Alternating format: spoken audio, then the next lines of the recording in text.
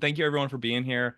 Um, I didn't realize it was all blustery and windy where you are. It Mhm. certainly is over here. I was just telling Liz right before we hopped on, my fence blew over yesterday, and so much of today has been sending out requests for contractor quotes and figuring out if I have the time and capacity to just fix it myself, which I do not, nor the skills, to be honest. So it's nice that we're all kind of in the chaos weather together, I suppose. Um, I'll start with a little bit of a background, and then I'll just kind of jump right into it. I've been a high school teacher for the last 7 or 8 years. I just stepped out of the classroom recently, and now I work at an education nonprofit. So I train teachers for the most part. And what I found while I was teaching, this is kind of goes to the theme of tonight. I was pouring out every day in the classroom, just a lot of, you're a caring professional as a teacher. So a lot of my energy was going out and I was drained. And then when I was coming home at night, I didn't have a lot left in the tank. And somewhere in the midst of that, I thought it was a great idea. This is, I don't know, 5 years ago now. I thought it was a great idea to begin working with men, adult men at night, really sifting through what were the stories you told yourself about who you wanted to be, and what do you do when it doesn't turn out that way. In men's work, we often call it tower building. What happens when you build up this ego, this build up this sense of self, and it just doesn't. Life happens, chaos occurs, and what do you do with that? And I think that's true for a lot of us. And what I found was all that energy was pouring out during the day. Those spaces were really filling for me. And that pushed me along this route that I now find myself on that for the last, this is my 10th year. Um, yeah, this is my 10th year now leading, facilitating spaces in some capacity around inner work. And so I really love doing this. As much as I loved working with high school students and all the chaos and wonderfulness that that brought, working with adults around what are the narratives, what are the stories we've told ourselves about ourselves, and what are the narratives that we've bought into from maybe religious narratives that don't fit us quite well enough, or family tradition, family narratives that have caused harm, but we buy into, or narratives of capitalism and meritocracy, and patriarchy. And what do we do with that? What do we do to begin kind of coming back to our wholeness? So that's kind of where I come from in all this. Um, but I want to start with a story because I think story is a great way to always start. Um, so I grew up in the United Methodist Church, and it was the progressive flavor. And this story happens when I was 18.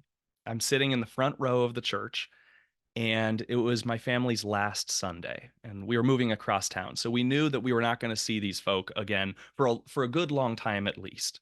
And I had basically chosen baseball over church at this point, regardless, but these were still my people. I'd been in the community for 11 years. And so even if you're not, directly tied to the church in an ongoing way, you'll recognize any rupture in community is a big moment, especially for an 18-year-old. I was going off to college. There was just a lot of stuff going on. So I'm sitting in the front row, and people are sharing stories of what it was like to live and move and grow and be alongside our family for 11 years. And someone got up, I'm blanking on her name right now, but she got up and she started crying about how important it was for her to watch my brother Michael and I grow up. And I did what I do when I see people cry. I immediately burst into tears, and I'm just, waterworks are going. And the church service ends and I'm still flooded. And a guy that I had known my entire life stands up across the other side of the room, and he's coming towards me. His name's Dale.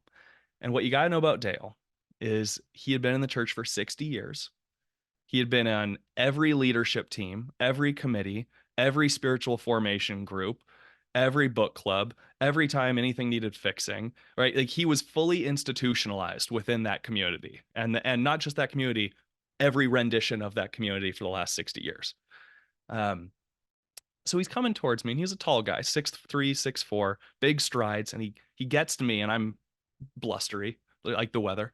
And he puts his hand on my shoulder, And he looks me dead in the eye and he goes, "Men don't cry." And I just have this moment of, whoa, ick, yuck, ugh, everything that you could feel in one of those moments. Actually, I'm curious, in the chat, if you relate to that, can you give some sort of like +1 or of why, something? If you relate, have you had someone say something so life denying when you are feeling raw?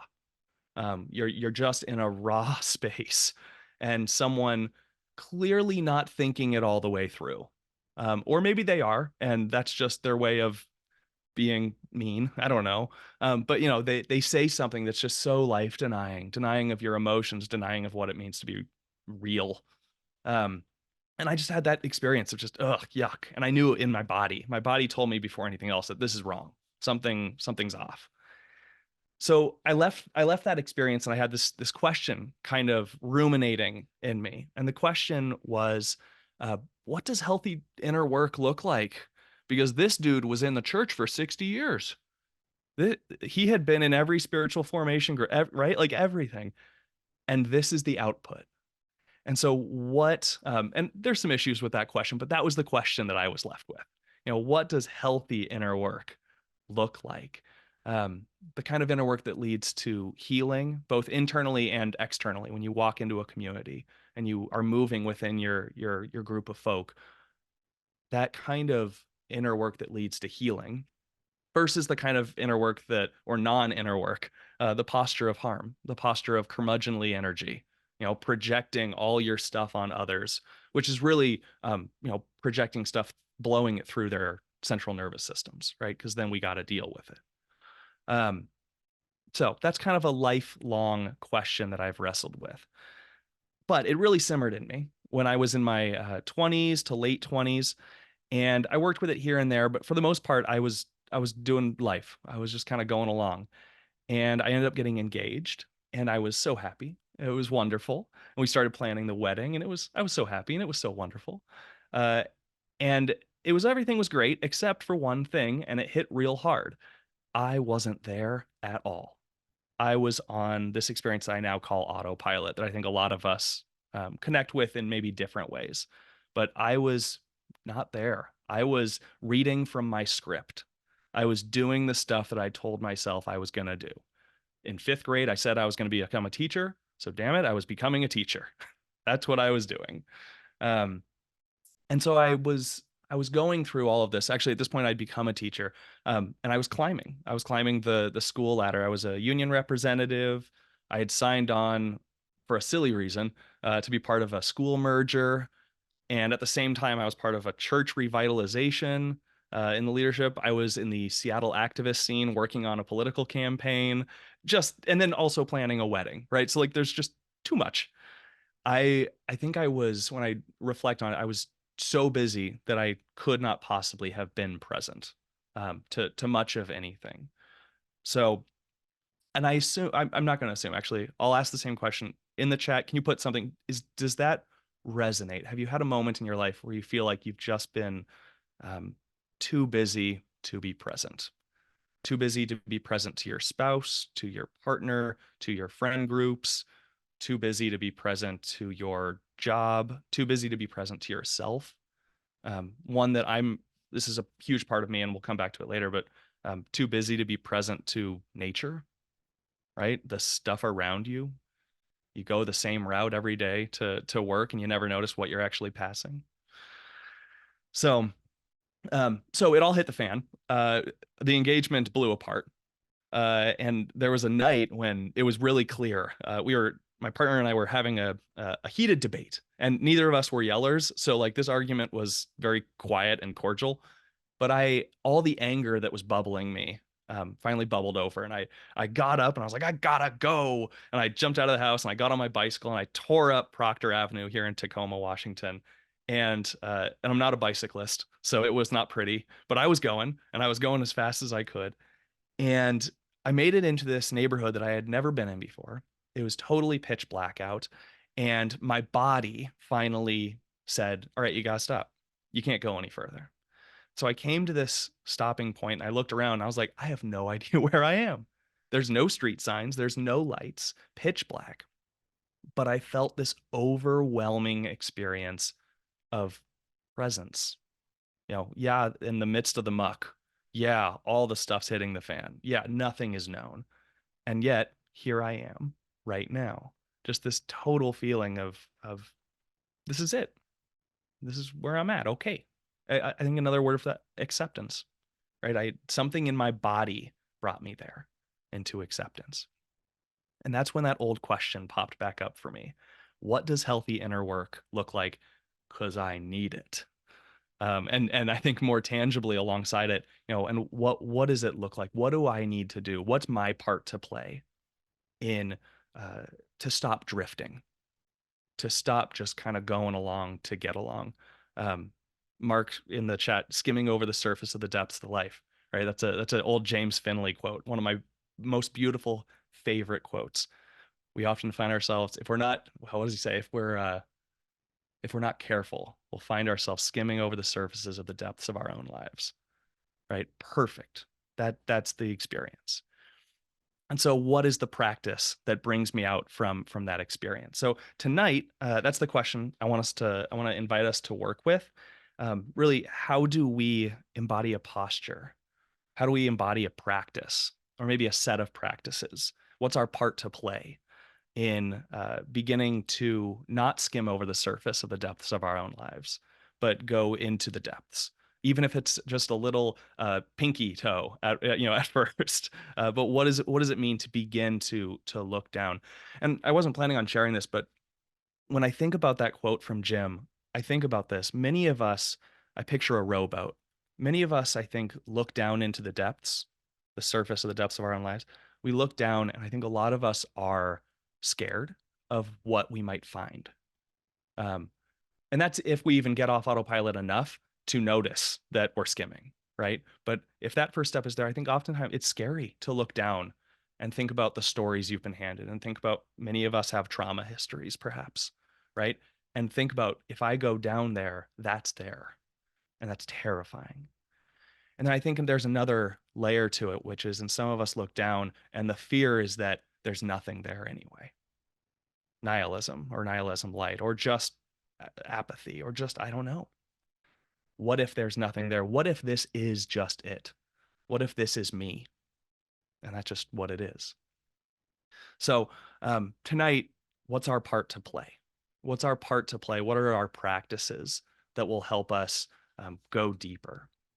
And I want to start with some things that don't work, because that's always fun. And then I want to invite you to be reflecting while I go through a couple of these. So in the chat, while I move through a couple of these, if you've ever tried something, tried maybe an intentional practice, like meditation would be one example, an inner work practice, therapy might be another example. But if you've ever tried something that you thought this might help, get me back into wholeness, get me back into the depths, this might help get me back alive, and it totally did not work. If there's anything in your life that's like that, feel free to share it in the chat. Um, what I'm going to share comes from folks like Jim Finley, folks like Richard Rohr, Teresa of Avila, but also my experience with therapeutic processes like internal family systems, somatic awareness, and I'll give them a shout out. If you've never looked into trauma specialist Resma Menakem, a lot of my work is very much um, eldered by his work. And he's a really powerful force for me, both as a Czech. He does trauma therapy specifically as it relates to white supremacy, and the methodology and the modalities that he uses is really powerful. So I'll put his name in the chat, Resma Menakem. So here's a couple things that don't work, and I'm going to go ahead and share my screen. Many of you will be very familiar with these. The first one is we can't get off autopilot with brute force. It's it's amazing. We can't force ourselves into presence.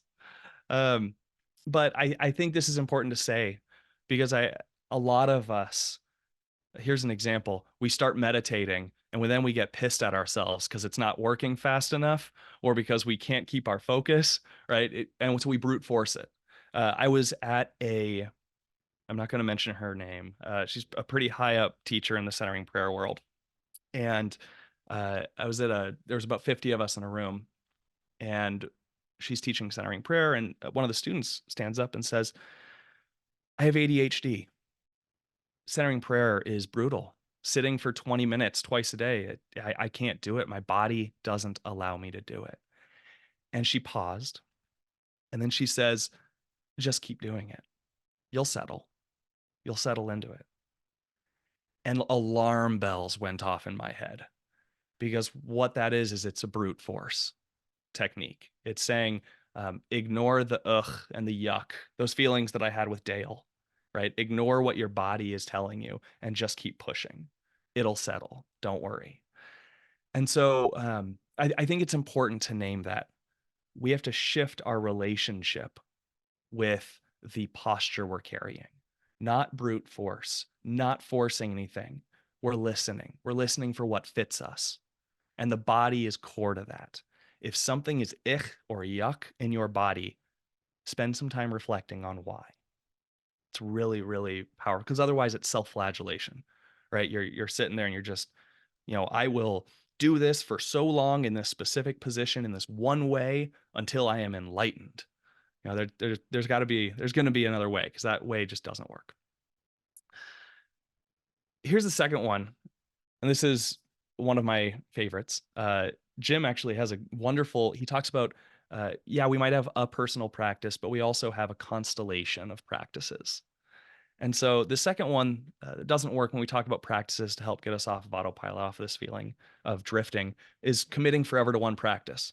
Saying, this is what I do. I'm going to meditate. That's going to be my way. And I'm going to do it forever. I'm going to battle through all the stop signs, all the different seasons of my life. As I change, I'm just going to keep my practice. So I want to invite us to think about practices as flexible, very, very, very flexible. They change because our seasons change. It's okay to tinker. It's okay to do centering prayer with your eyes open. It's okay to wiggle a little bit when your body needs to wiggle. I think there's a lot of openness when we begin to think about, we're not committing to one version of a practice forever. We're okay with shifting and changing. And then this last one comes from Thomas Keating. I can't remember the context, but I heard it years ago. And he said, when we engage practices that, like meditation, he was talking about centering prayer in particular, that calm us but don't lead us to questioning our lives, that don't lead us into walking with healing in our communities. He said, meditation, these practices, just high-class sedatives. They numb us out. And so this one that doesn't work, this final one that doesn't work, is we can't consume our way out. We can't read all the books in the world and get off autopilot, although many of us have tried. And we can't numb our way out of it. So I'm going to pause there.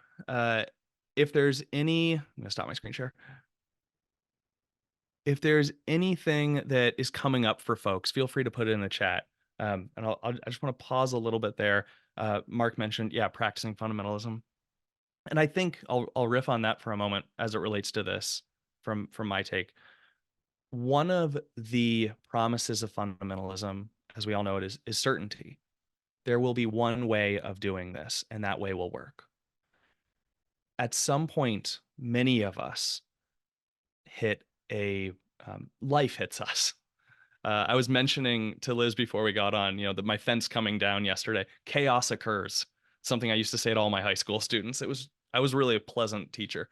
I would say chaos occurs, and I think that was, I think that's a powerful thing to remember too. Chaos occurs. So what's our dance like? What's our 1-2 step? What's our dance going to be? If we just focus on one way to do everything, at some point, the conditions of life aren't going to support it. Okay. If you're still typing, or if anyone's putting stuff in the chat, feel free to keep going. I want to shift, and in a few moments, we're going to get to some tangibles, and we'll do a little bit of some reflection stuff. but I want to offer some alternative guideposts to think about each of us. Actually, I'll just say I'm inviting each of us, especially as it's the new year, to think about the practices in our lives that that open us to becoming more present, that open us to becoming more curious, aware, uh, that open us to being more whole in our lives. So what I'm about to share are three kind of alternative guideposts for that, and then we're going to talk through what those practices might look like in your life in particular. So here's the first kind of alternative. Um, Instead of dominating, instead of the brute force stuff, how do we listen to our bodies? Let our bodies tell us what they need. When I lead folks in setting up a intentional practice for themselves, one of the first things I do, and I'm going to do it later in a few minutes, probably in 10 minutes. One of the first questions I ask is, what does your body want more of? What does your body want less of? Start with your body. If your body wants to go for a walk and it's just missing nature, make that the basis of your practice. Make sure you're doing something with that. If you are like dying for silence, your life is loud and you need some more moments. Great. Make some sort of meditation or silent based activity the core of your practice. So instead of dominating or brute forcing, doing what someone else says will work, then just kind of forcing it, uh, listening to our bodies. Body has to be in the conversation. The second one is flexibility and gentleness. Hold it all loosely. There's no one size fits all, and things will change. Jim Finley's constellation of practices. It's okay to lose one practice in one season of your life and gain another. It's okay to let go. It's okay to say, I've meditated for the last 20 years. And then you know what? I just didn't want to anymore. And that's okay. Let it go. Uh, it's that I think that's really, really valuable to give permission to. And I'm not giving permission to you. I'm giving you an invitation to give yourself that permission, right? You got that. And then the final one is having a practice that's rooted in community. This one is often missed. Every self-help book in the bookstore, most of them miss this. Um, and I think the grounding of rooted in community means this: our inner work cannot be isolated work, because our personal practices impact the ways we move and dance within our communities. And our inner work practices, by the essence of what they are, as coming from our stories, are infused with the impact community has made on us. So I think back to Dale. What inner practices would have supported Dale long before he met me? What inner practices could have supported Dale in walking in that community with a little bit softer of feet, right? Walking and moving in that community in a way that was a little bit less projection and was a little bit more of the healing and not the curmudgeonly energy. I sometimes call it dancer energy, but that just works for me. That like wide-eyed, creative, excited energy, willing to improv. So a part of this inner work practice is being aware of how it ripples, how it ripples out into the community. All right. I want to invite you to do. We're going to take 2 or 3 minutes for this. Let's just do 2 minutes. For 2 minutes, I want to invite you to journal. Whatever you have written in front of you to write on, or if you have your phone, you can open up the Notes app. I want to invite you to think about, what's your reason? You know, why do you want more presence and connection in your life? And it's just for you. I'm not going to ask you to share it. So like, be brutally honest. Use the words that you would use. Um, don't spiritualize it if that's not your vibe. Like, what is your reason for wanting presence and connection in your life? Presence to what you do every day, connection to others, connection to nature, connection to self, connection to the transcendent. What is your reason? Really kind of grind down to the core of it. What is your reason for wanting more presence and connection in your life? And let's just take 2 minutes and we'll just journal, and I'll let you know when the 2 minutes is up.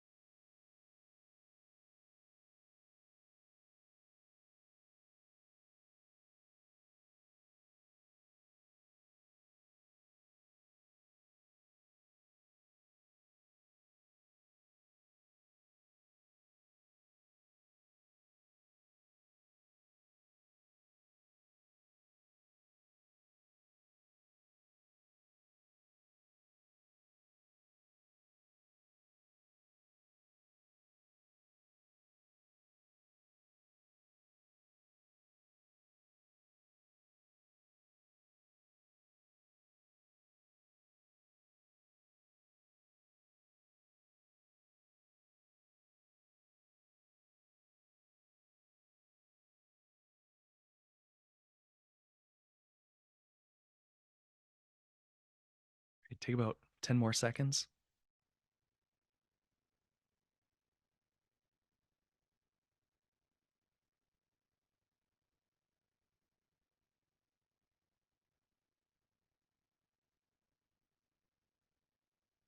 All right. This is when I'm going to invite us to get a little bit more tangible and really think about your life in particular, the shadows in your life and the textures. I think textures is a lovely word. The texture of your life in particular. So for 2 minutes, here's kind of the question that I have is how do we develop a practice like this? How do we develop a practice that allows us to sink into the depths? So for 2 minutes in your notebook, I want to invite you to write down every habit that you can think of that you do repetitively. Or if you don't think of it as a habit, just what are the things in your day to day or maybe week to week that you do with repetition? What are the things that you do from waking up, getting out of bed? That's probably one of the things that you do with repetition, to all the way from morning to night. What are the things that you do kind of on a cycle, in some sort of way repetitively? Could be, you could think of it as weekly rhythms. Morning coffee, every day I do that, or every day you might read a book. Every morning you eat 1.5 eggs. Every Sunday, maybe you go to church, right? So let's just take 2 minutes, big brainstorm. What are all the things you can think of that you do repetitively, whether you think of them as habits or not? Okay, take 2 minutes.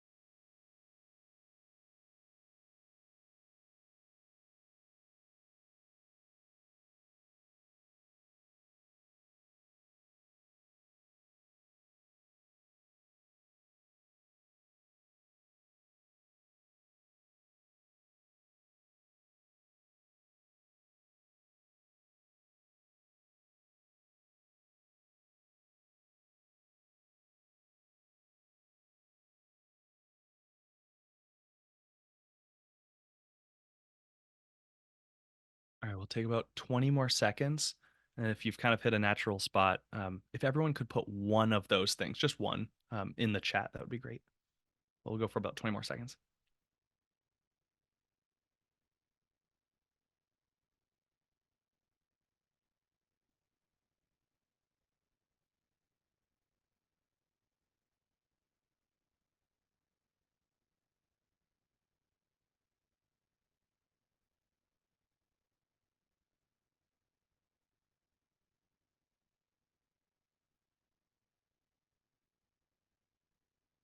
All right, let's go ahead and pause our brainstorming there.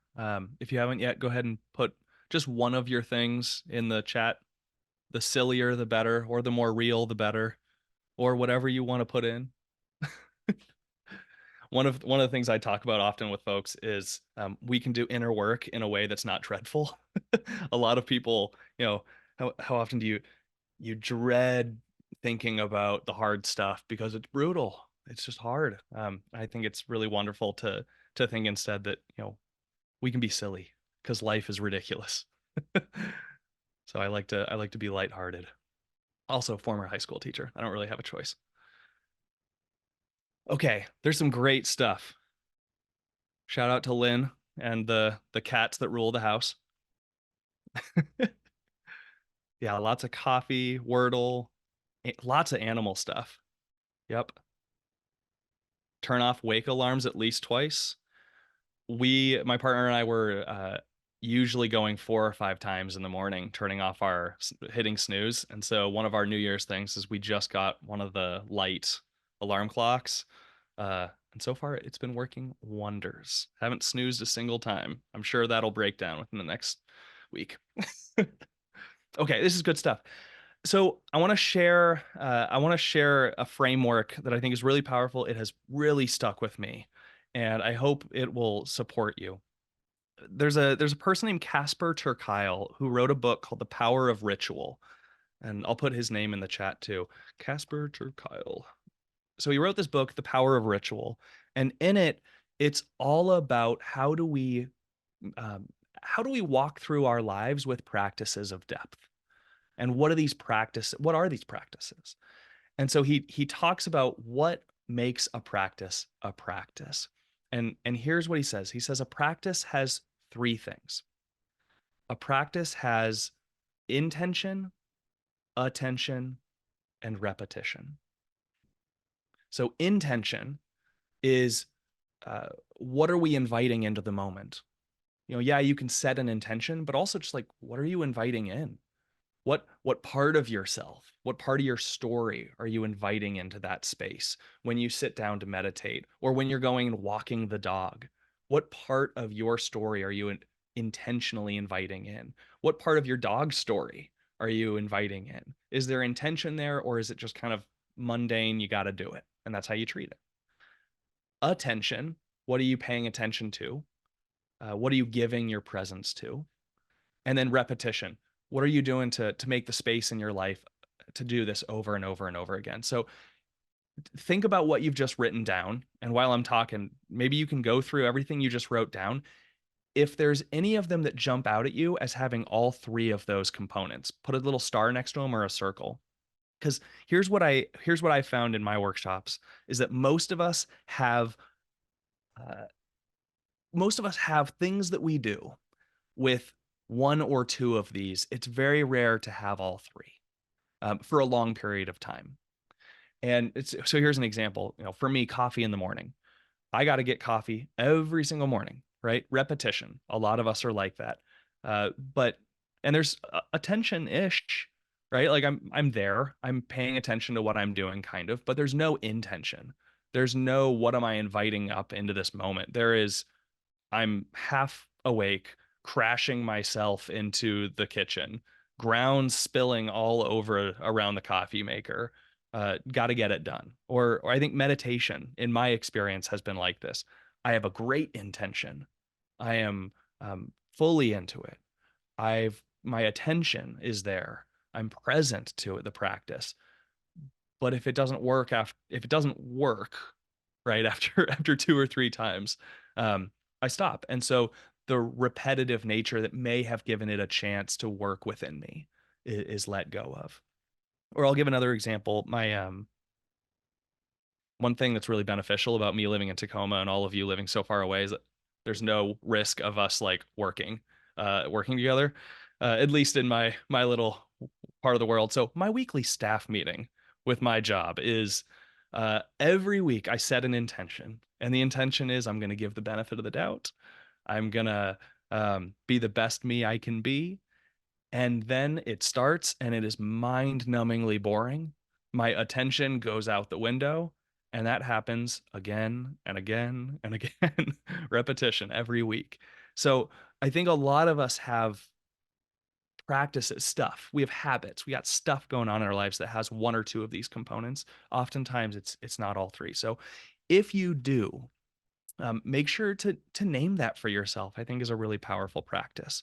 Saying that, this thing I do, I really do this with intention and attention. And that's a beautiful, beautiful thing to just name. If you do have a practice, or if you don't, I want to share a couple steps to develop a practice like this. And so I'm going to stop my screen share for a moment, but I want to share a couple things that we can do and the order in which I think to do them, but you can play with it, see what fits for yourself. Um, Ways that you can develop a practice that has intention, attention, and repetition. And I'm watching the time. So we've got I'm going to give myself 15 minutes left. I usually guide people through practices. I'm just going to give you a document that has all the practices, not all of them, but a lot of the practices that I usually guide people through. And I'll put it in the chat. That way you can open it now, take a look at it later. But I'll go through some of the high end big picture stuff, and then you can actually work these practices later. It's nothing that you haven't heard before. That's kind of the most amazing thing about this that I've experienced. It's set aside time for yourself. That's the thing. Set aside time for yourself to really process. All right, I'll screen share and I'll just kind of go through big picture what these look like. So here are the steps that I usually guide folks in setting up a practice that fits them.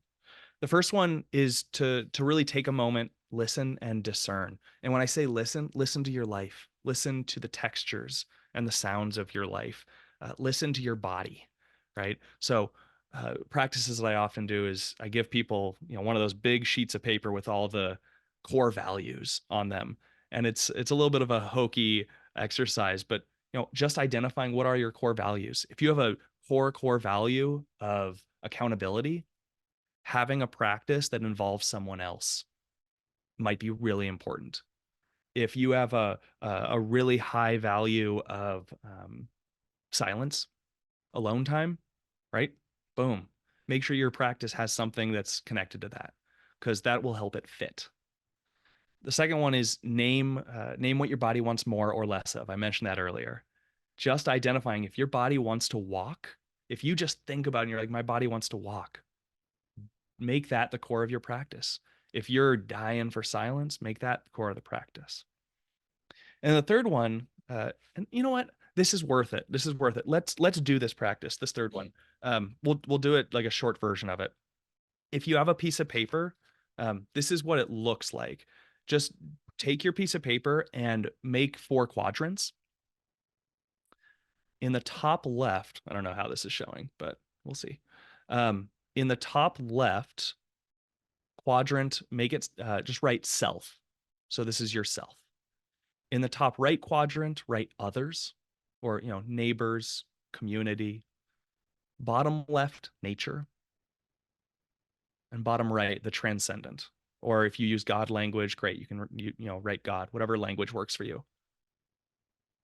So self, others, nature, the transcendent.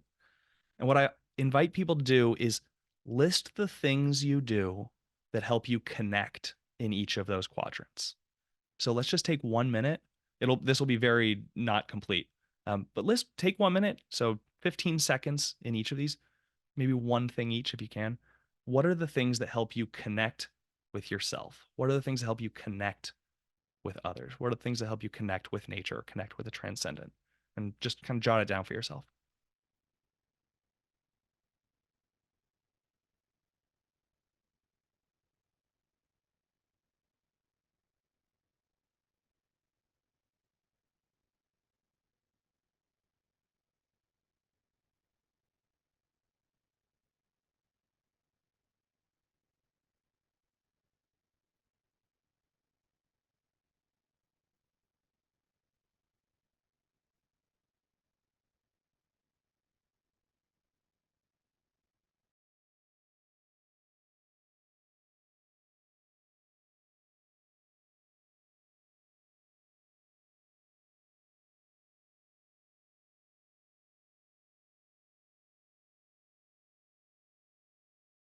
All right.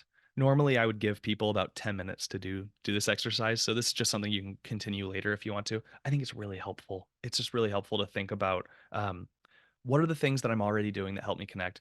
What are the things I know that help me connect that I never do? And one of the questions I lead people with after this practice is, in which of these quadrants do you want to connect more? Are you really missing that connection point with others, or missing that connection point with the transcendent? And then we take all 3 of those practices together and we identify, okay, based on all of that, what is something that you feel emerging from you that would feel good to do? Like if your body wants silence, you feel like you want to connect more with yourself, and one of your core values is silence, boom, like that's the thing. Some form of meditation. We can build something around that. But you take those different aspects and come up with a practice that fits you for this season of your life, holding it gently that it can change. The second step is just to name it. One thing I often remind folks is don't post this on social media. Don't make this a big billboard. Don't do the New Year's resolution, New Year, New You thing with this practice. Just name it for yourself, because in a season when your season changes, it's okay to let it go and move to the next one. Oftentimes, if we name it really loud, we have that social pressure of sticking it out no matter what, and we don't need that shame game in this. So name it for yourself and go into the experiment. The third one is identify your supports. So important. We can't do inner work alone. It's just not possible. Um, it's just not possible. So one thing that I invite folks to do is list out what are the supports you need in order to make this practice part of your life with intention, attention, and repetition, with fidelity. Do you need to schedule it every day in your calendar?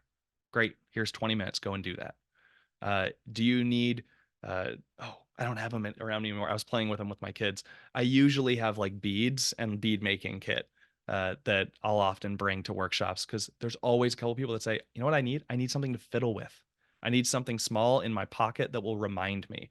For me, it's usually one of my little stones. I've got a little collection from the Washington beaches. So I'll carry one of them every morning. Maybe your support is an accountability partner. Maybe you just need a name to someone that, hey, I'm going to try this thing. We'll see. Want you to know. Maybe check on me in a week, right? Like that kind of stuff. Identify what your supports are that can make the practice stick for as long as it needs to stick. And the fourth one is just the practice part. This is the experimentation. Play with it, move with it, dance with it, see how it fits, and tinker. Tinker if it doesn't fit. I often recommend to folks, because repetition makes it seem like you got to keep doing it over and over and over. Um, if after the first time you meditate, or if after the first time you do any of, whatever your practice is, if it's walking in the park, or um, a lot of you said dogs and cat stuff. One of Richard Rohr's big things is he would spend time, and he still does, spends time gazing, right? Just watching the world with soft eyes. That's so wonderful to do with animals. There's actually a Hindu tradition completely built around it, a practice around it of gazing with another and gazing with an animal. And so this is where you can tinker and play with it, hold it loosely, whatever your practice is. But what I often say is, if after the first time you do it, if it feels bad, tinker immediately. Make a shift, make a change. Don't put yourself through it again. Um, if it feels meh, try it again, maybe two or three times, and wait and see, and then tinker a little bit after that. But give it a shot to to make an impact. And the final one is my favorite, and kind of where I think the rubber hits the road. Notice your capacity. Oftentimes I talk about practices as these are capacity builders for us.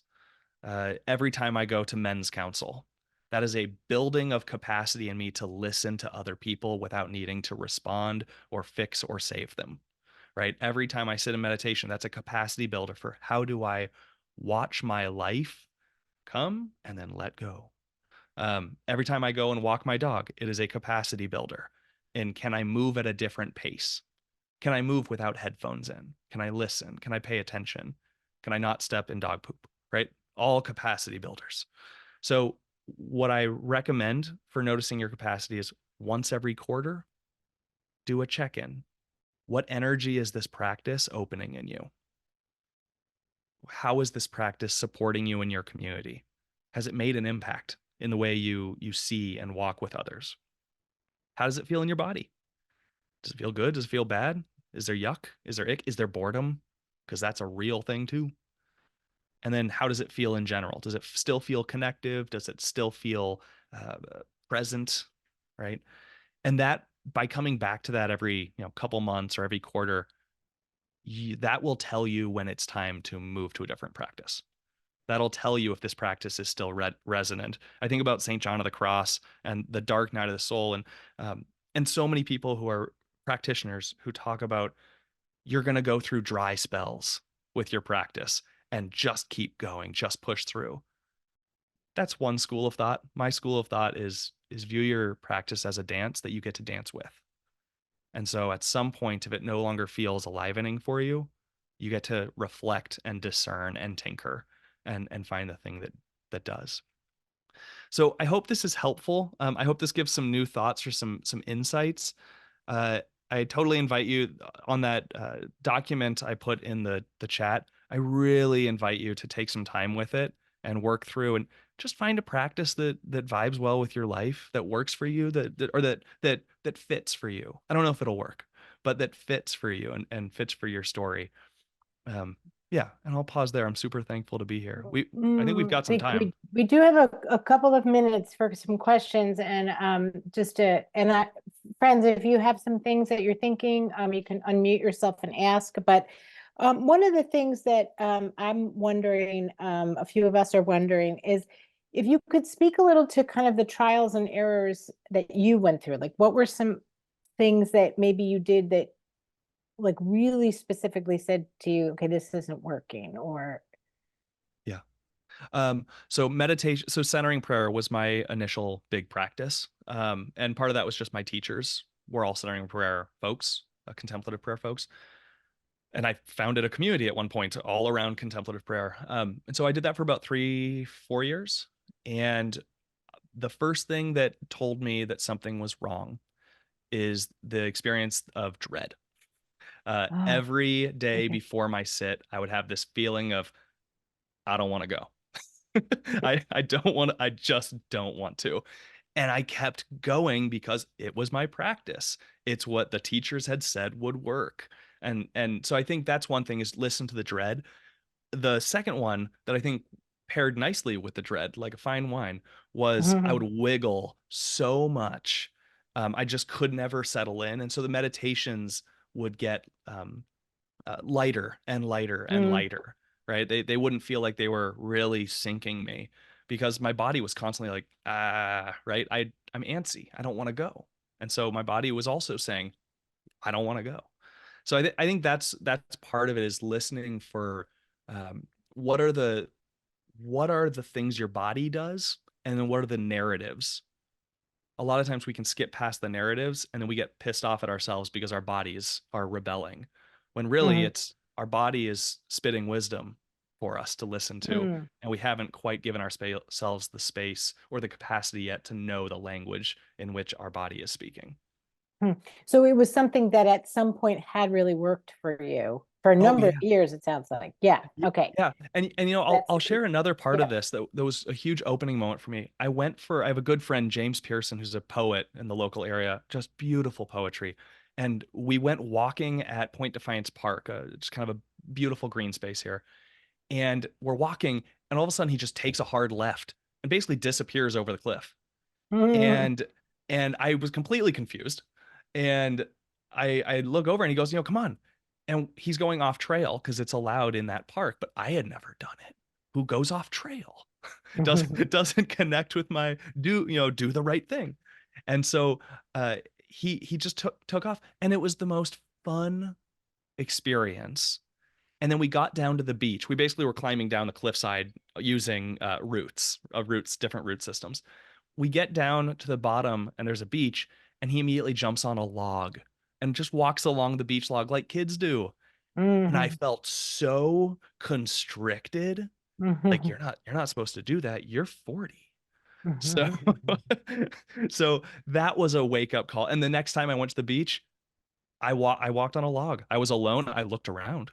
But I said mhm, I'm gonna do it. So I think that's another thing is to pay attention to what is calling you that is playful and lean into playfulness when it's there. mhm, mhm. Thank you. That's so helpful. Do anybody have any kind of comment or question that they would like to yeah. I appreciate the reminder that of the asceticism that can creep into yeah. Okay. Yeah. Okay. So